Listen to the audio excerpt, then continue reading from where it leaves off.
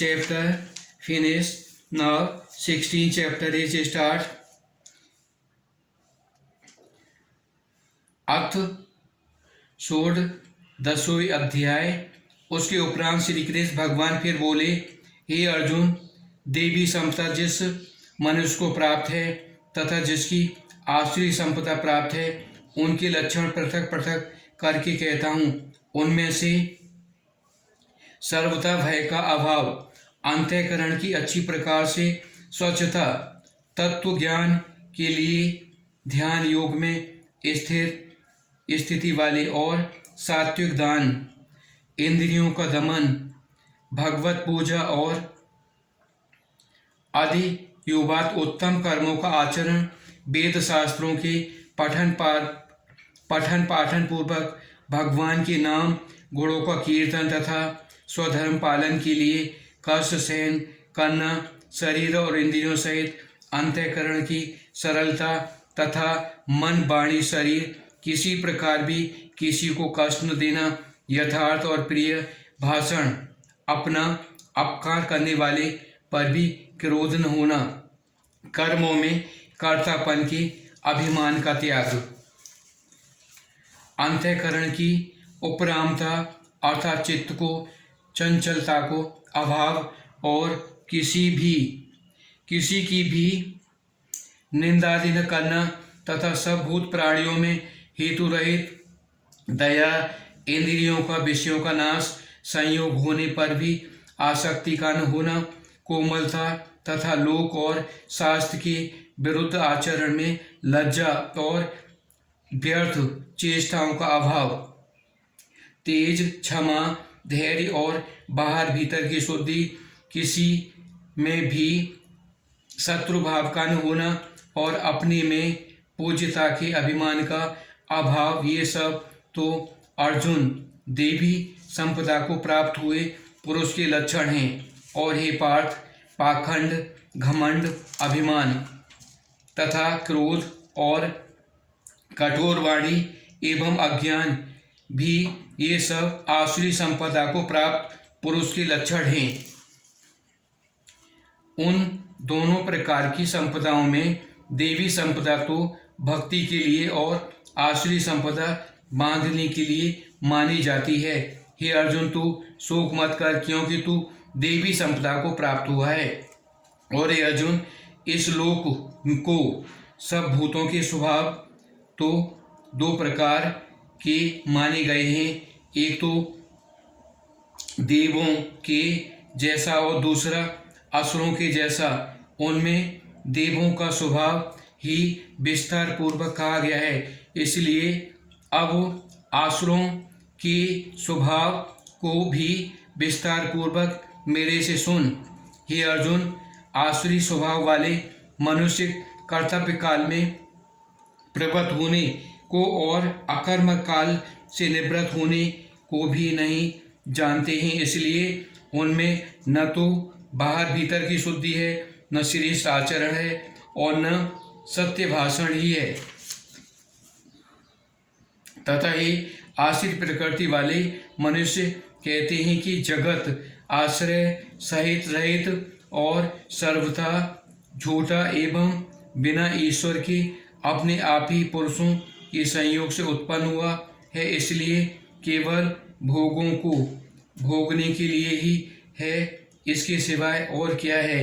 इस प्रकार इस मिथ्या ज्ञान को अवलंबन करके नष्ट हो गया है स्वभाव जिनका तथा मंद है बुद्धि जिनकी, ऐसे सबका अपकार करने वाले क्रूर कर्म मनुष्य केवल जगत को नाश करने के लिए ही उत्पन्न होते हैं। और वे मनुष्य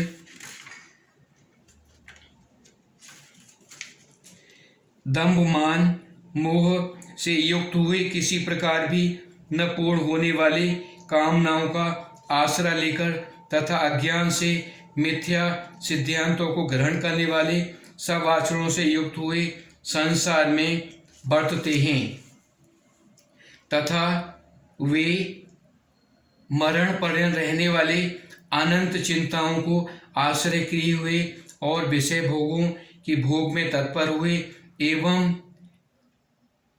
इतना मात्र ही होने आनंद है ऐसे मानते हैं। इसलिए आशारूप सैकड़ों सैकड़ों फांसियों से बंधे और काम क्रोध से परायण हुए विषय भोगों को मूर्ति के लिए धनाधिक बहुत से पदार्थों को संग्रह कर नेकी चेष्टा करते हैं, और वे उन पुरुषों के विचार इस प्रकार के होते हैं। ऐसे मैंने आज ये तो पाया कि इस मनोरथ को प्राप्त होऊंगा तथा मेरे पास ये इतना धन है और फिर और हो जाएगा, तथा वह शत्रु मेरे द्वारा मारा गया और दूसरे शत्रुओं को भी मैं मारूंगा, तथा मैं ईश्वर और ऐश्वर्य को भोगने वाला हूँ, और मैं सब सिद्धियों से युक्त एवं भगवान बलवान और सुखी हूँ, तथा मैं बड़ा धनवान और बड़े कुटुंब वाला हूँ। मेरे समान कोई दूसरा नहीं है।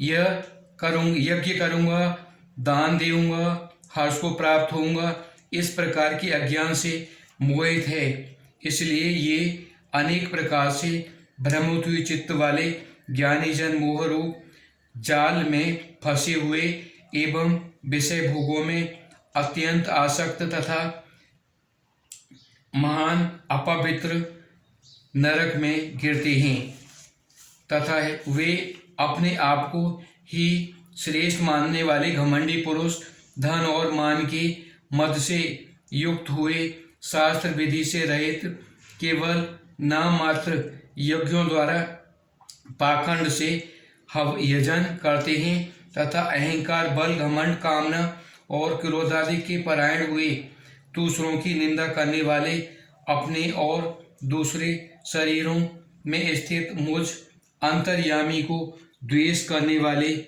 ऐसे उन द्वेष करने वाले पापाचारी और क्रूर कर्मी नराधर्मों को मैं संसार में बारंबार आसुरी योनियों में ही गिराता हूँ, अर्थात सूकर कुकर आदि नीच योनियों में ही उत्पन्न होते हैं।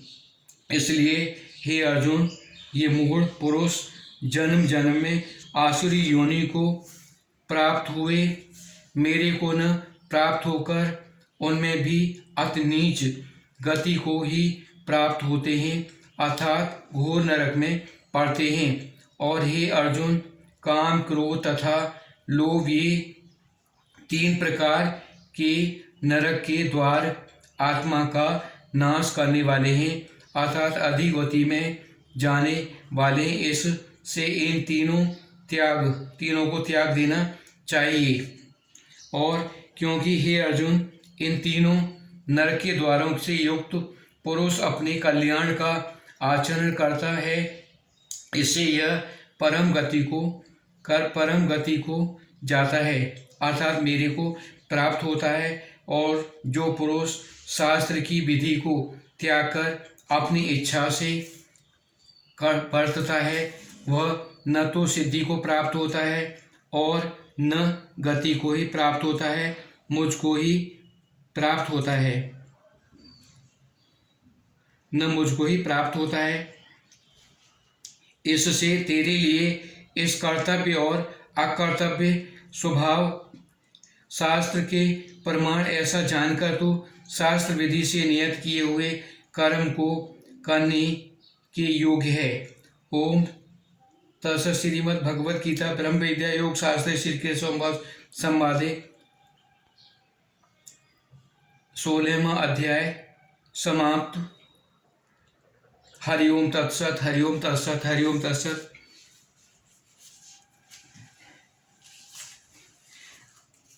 Real purpose of explaining the Srimad Bhagavad Gita, I have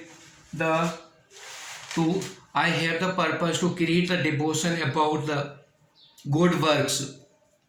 By hearing the Srimad Bhagavad Gita by Lord Shri Krishna, all the students have to be keep the good habits. These In the all religions also, all these are applied. Not only Lord Sri Krishna has said these are the beneficial for all the persons, not only all the persons have to give the attention about this chapter 17 Srimad Bhagavad Gita. Lord Krishna has explained in chapter 17. This is the second last chapter said by Lord Sri Krishna. These are the statements of Lord Sri Krishna. इस प्रकार भगवान के वचनों को सुनकर अर्जुन बोला, ही कृष्ण, जो मनुष्य शास्त्र विधि को त्याग कर केवल श्रद्धा से युक्त हुए देवताओं को पूजन करते हैं, उनकी स्थिति फिर कौन सी है? तथा सात्विकी है अथवा राजसी या तामसी?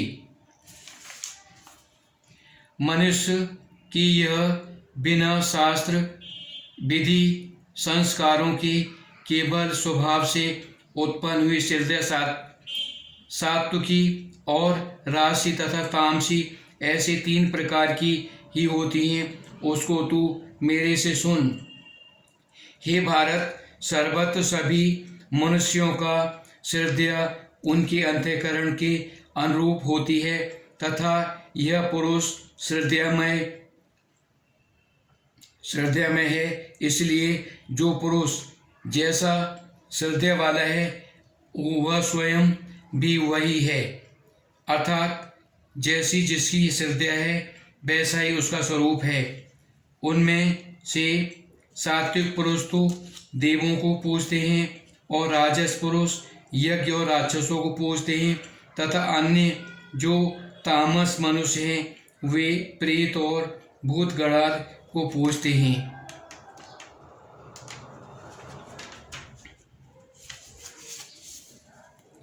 और हे अर्जुन, जो मनुष्य शास्त्र विधि से रहित केवल मनोकल्पित घोर तप को तपते हैं तथा दंभ और अहंकार से युक्त कामना आसक्ति से के और बल से अभिमान से भी युक्त तथा जो शरीर रूप में स्थिर भूत समुदाय को और अंतःकरण में स्थित मुझ अंतर्यामों को ही खुश करने वाले हैं, उन अज्ञानियों को तू आसुरी स्वभाव वाले जान। भोजन। और हे अर्जुन, जैसे श्रद्धा 3 प्रकार की होती है वैसे ही भोजन भी सबको अपनी अपनी प्रकृति के अनुसार 3 प्रकार का प्रिय होता है और वैसे ही यज्ञ तप दान भी 3 प्रकार के होते हैं। उनमें से इन न्यारे भेद को तू मेरे से सुन।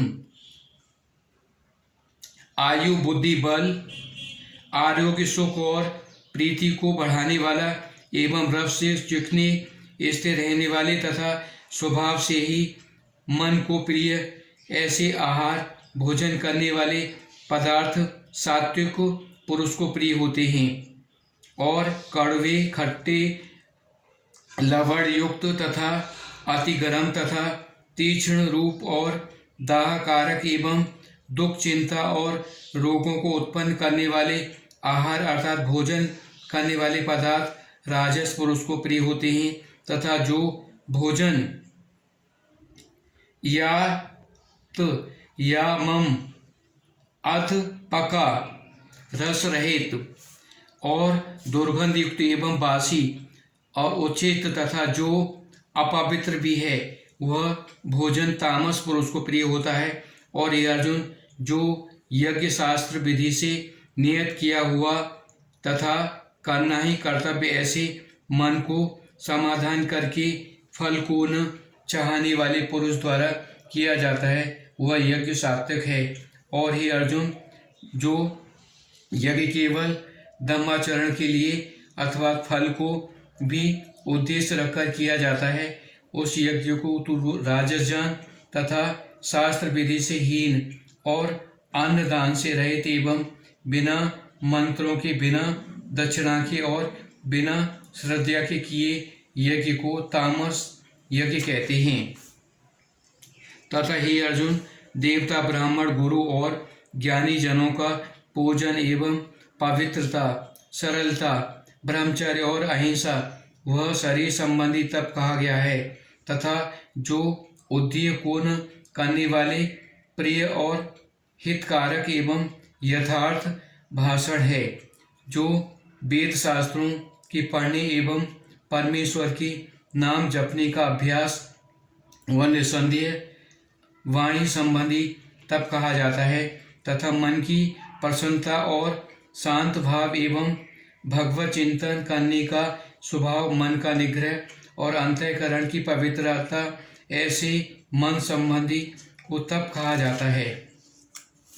परंतु हे अर्जुन, फल को न चाहने वाले निष्कामी योगी पुरुषों द्वारा परम श्रद्धा से किए हुए उन पूर्वोक्त 3 प्रकार के तप को सात्विक कहते हैं, और जो तप सत्कार, मान और पूजा के लिए अथवा केवल पाखंड के लिए ही किया जाता है वह अनित्य और क्षणिक फल वाला तप वही राजस कहा जाता है, और जो तप मूर्खतापूर्वक हठ से मन, बाड़ी और शरीर की पीड़ा सहित अथवा दूसरों को अनिष्ट करने के लिए किया जाता है वह तप तामस कहा जाता है।